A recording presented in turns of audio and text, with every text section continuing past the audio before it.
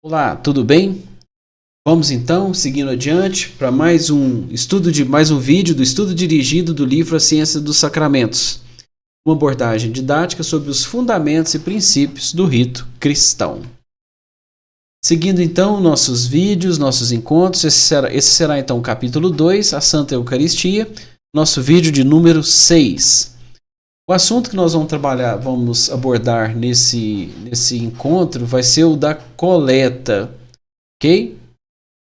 Bom, então nós vamos iniciar aqui com uma imagem. Eu busquei uma imagem de um vídeo de uma Santa Eucaristia, de uma missa que eu realizo os estudos dela com frequência. Então aqui, já de imediato, para abordar o início do tema coleta, nós vamos pegar a imagem do sacerdote aqui, começa de frente para a congregação e no centro do altar. Então essa já é a posição do sacerdote. Ele vai começar então, nós vamos ver aqui no texto como é que o autor vai abordar a questão da coleta, certo? Então vamos seguindo aqui. Lembrando que esse é um estudo dirigido, aqui não é uma palestra, não é uma videoaula.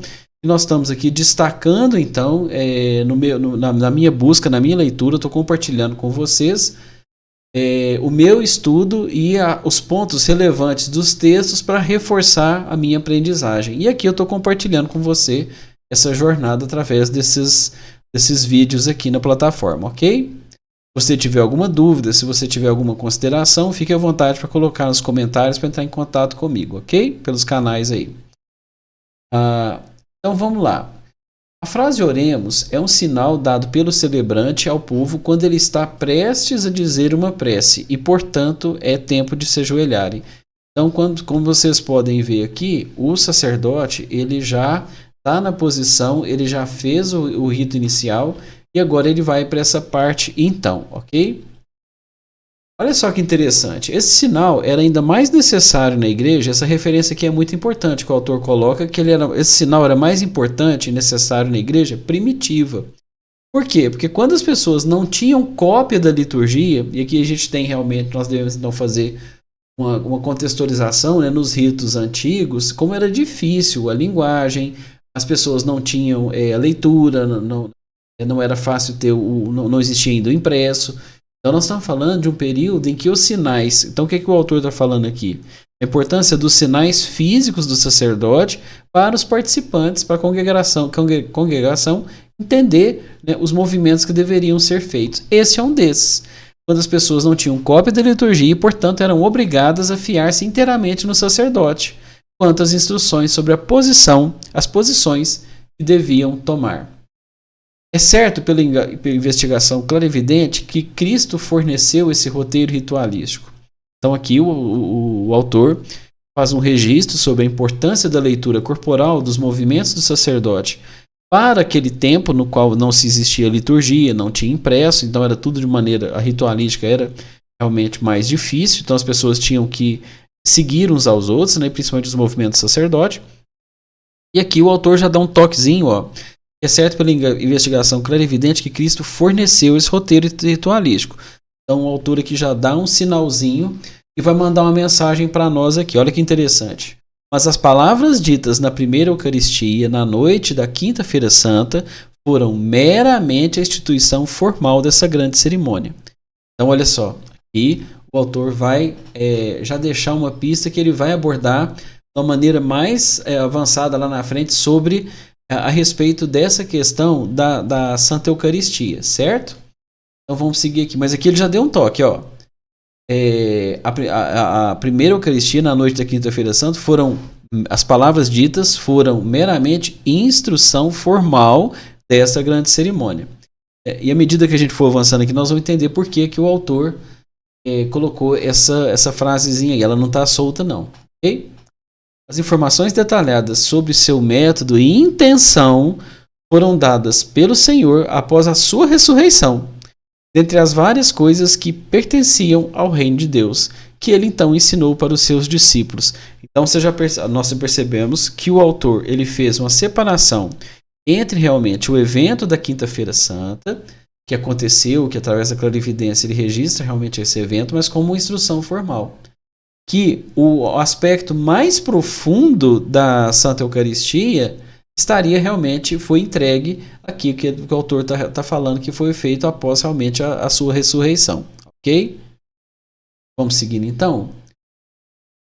Mas nesse ínterim, é certo que ele deu-lhes claras instruções sobre os pontos principais do serviço eucarístico e explicou qual efeito deveriam produzir, e é claro também que ele deixou que este arcabouço da cerimônia fosse preenchido pelos seus apóstolos da forma que eles achassem conveniente, nas condições em constante mudança do seu primeiro trabalho apostólico. Então veja bem, e o autor já deixa também, ele já preenche um pouco também das percepções que poderia ter, de que como isso teria sido instituído, que teria sido instituído tudo de uma vez. Então ele vem detalhando aqui que a partir desse momento o próprio Cristo entendeu que, deixando também determinadas condições, determinadas situações desse ritual aberto aos apóstolos, esses fariam sim todos os seus movimentos e atualizações futuras, pensando exatamente no futuro para efetivação desse ritual, ok? Só à medida que os séculos se passaram é que a igreja desenvolveu, pela experiência e pela compilação das várias liturgias, a que hoje nós possuímos. Então, o que hoje nós entendemos enquanto liturgia, é importante o autor está ressaltando aqui que isso foi construído desde esse momento e até ao longo da praxis, da contínua realização desse evento, que esse evento vem sendo atualizado e aonde a gente chega com ele até nos dias de hoje. Mas não devemos esquecer que ele mesmo, que o Senhor, né, ele mesmo esteve por trás de todos os seus esforços, sempre pronto a inspirar e dirigir dentre os seus líderes aqueles que estavam abertos à influência espiritual. Então o autor aqui registra a importância, né, que esse trabalho realmente não foi um trabalho apenas entregue, delegado por Jesus.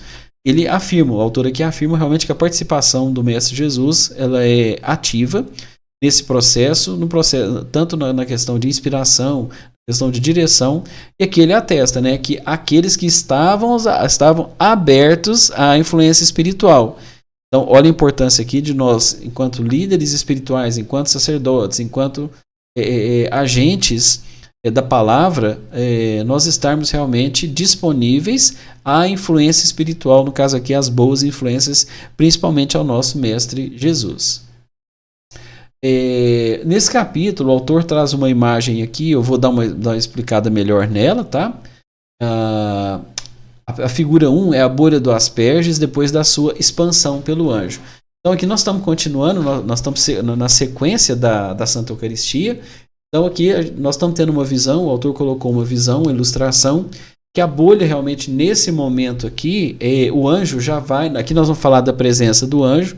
Então foi feita a bolha no evento anterior, na parte anterior da celebração, e agora essa bolha com a presença do anjo da Eucaristia, começa então a ter sua expansão. E no figura 2 aqui, que está lá no livro, nós vamos ver então esse corte aqui de maneira lateral. Então o autor fala acerca dessa figura, né? Que tendo efetuado uma purificação preliminar e provido assim um campo no qual um anjo sentirá ser possível trabalhar, o celebrante invoca então os auxílios de um desses benéficos coadjutores. Então, nessa parte aqui da coleta, a figura central desse trabalho é a invocação do anjo da Eucaristia. Então, e essa figura aqui ela vem mostrar como e é importante quando ele fala aqui, o celebrante o anjo ele sentirá ser possível trabalhar. Então, essa importância, o autor sempre destaca isso também, sempre que possível, nos textos, a importância dos pensamentos e da conduta de todo mundo, tanto do celebrante quanto da congregação. O estado mental e psíquico das pessoas, o tanto que é importante para a manutenção. Por quê? Para assegurarmos que o anjo da presença ele consiga realmente se aproximar para poder realizar o trabalho da Santa Eucaristia, de apoio junto ao sacerdote, de realização junto ao sacerdote. Há muitas ordens e raças, e aí então o autor ele vai detalhar um pouco mais sobre a questão dos anjos, né? E ele vai falar que há muitas ordens e raças desses radiosos espíritos não humanos, e a maioria deles, no estágio atual da evolução humana, tem apenas escasso contato com a humanidade. Então, aqui o autor está falando o seguinte: olha, essas criaturas, além da sua dimensão, da sua enorme dimensão, da sua elevação espiritual, eles inclusive têm poucos contatos com a humanidade. Olha a importância. Então, aqui, olha a importância desse serviço, a dimensão que tem esse serviço na comunicação com o plano superior, na conexão com o plano superior, e como esses seres angélicos, esses seres de grande dimensão espiritual, estão muito além da nossa capacidade, da nossa realidade humana enquanto encarnados aqui. O autor está atestando isso realmente. Certos tipos, contudo, estão sempre prontos a tomar parte em cerimônias religiosas, não só pelo prazer de realizar uma boa ação, mas porque esse tipo de trabalho lhes oferece melhor oportunidade de possível progresso. Então esse aqui é um ponto relevante também, a questão do progresso espiritual nos reinos. A grande verdade é que todos vão evoluir constantemente. Reino vegetal, reino mineral, reino vegetal, reino animal, reino hominal, reino angelical e por aí por diante. Ou seja, se nós estamos recebendo aqui o trabalho, o apoio desses seres mais elevados, é porque eles também já passaram por essa nossa condição. Então, o movimento é sempre contínuo. Todos nós, a tendência do universo, o movimento do universo é evolução. O sentido da vida é evoluirmos. Então, é muito importante registrar aqui que os próprios servidores que hoje estão numa condição muito iluminada, eles também estão buscando evolução. Nada fica estagnado completamente. Muito importante essa percepção aqui. Por 4 vezes, aqui então o autor já vai trazer algum detalhezinho. Por 4 vezes, no transcurso do serviço eucarístico, o sacerdote invoca a ajuda dos anjos, pois um elo com estas hostes celestiais é uma das vantagens que são conferidas à sua ordenação. Então o autor aqui ele registra a importância da ordenação do sacerdote, e esse então passa a ter o quê? Um dos poderes que esse sacerdote tem é realmente estabelecer uma conexão mais estreita com esses níveis espirituais superiores. Nesse momento, e aqui ele vai falar então que o sacerdote invoca nesse momento o anjo da Eucaristia, cujo trabalho especial em conexão é auxiliar na construção do edifício eucarístico.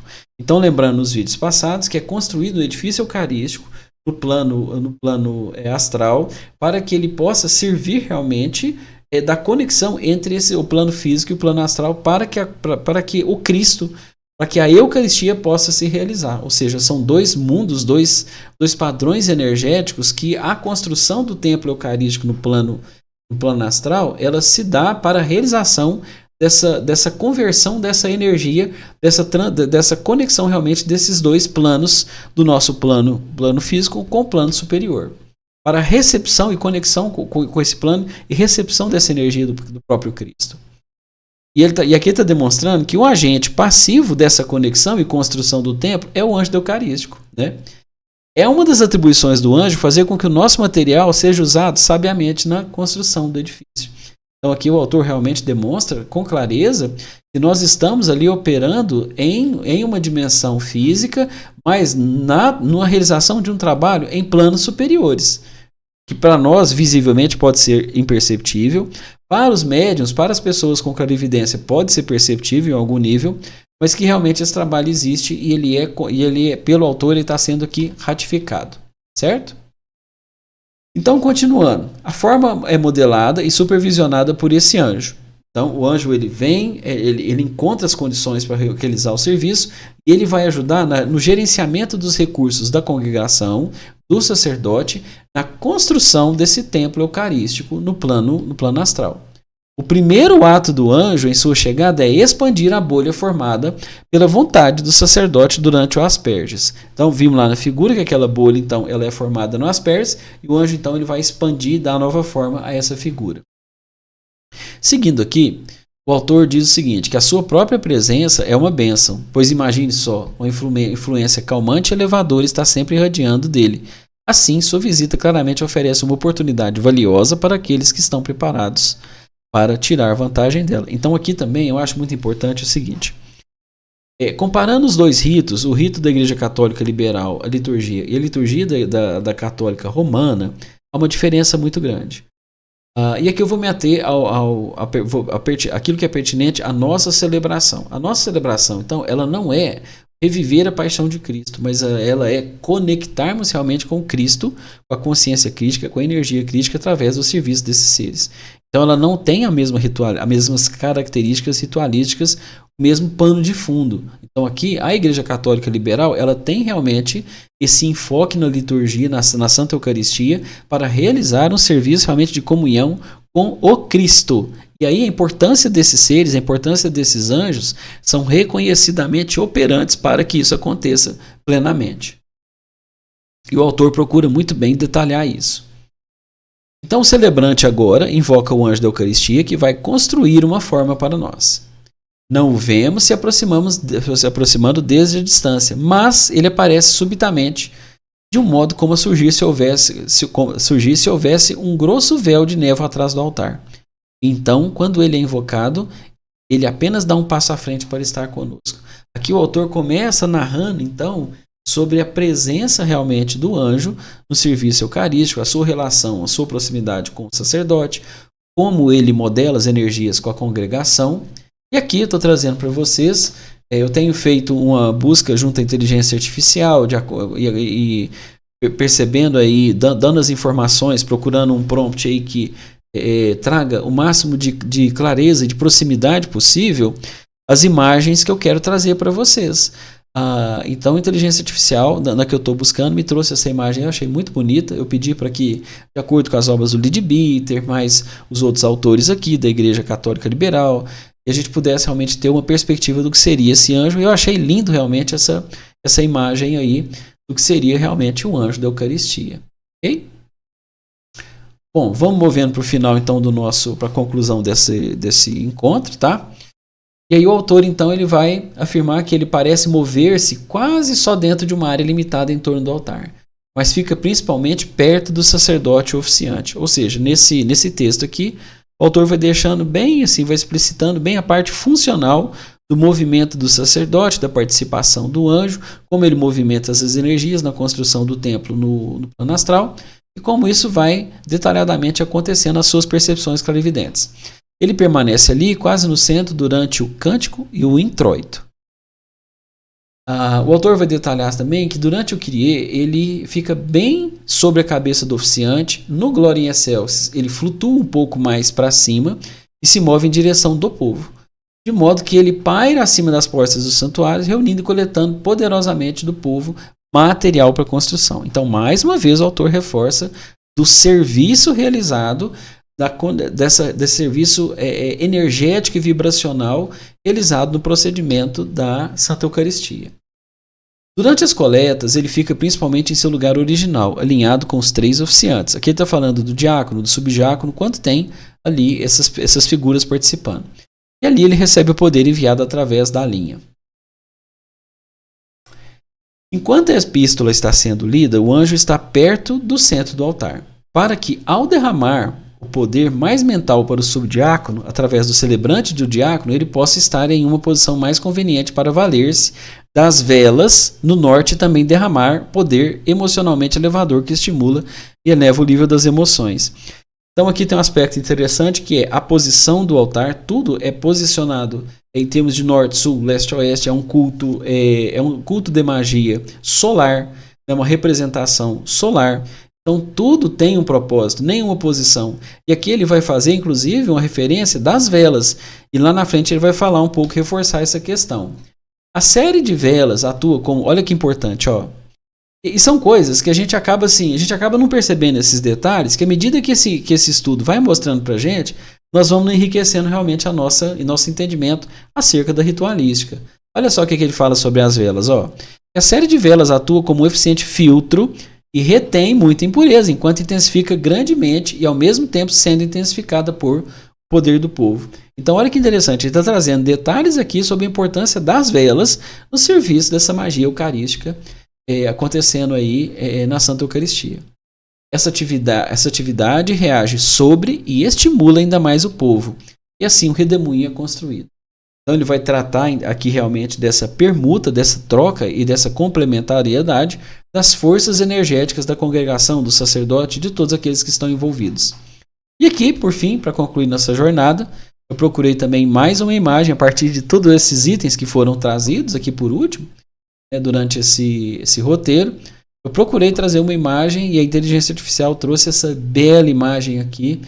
Foi muito bem estruturada, muito bem elaborada. Eu fiquei muito satisfeito.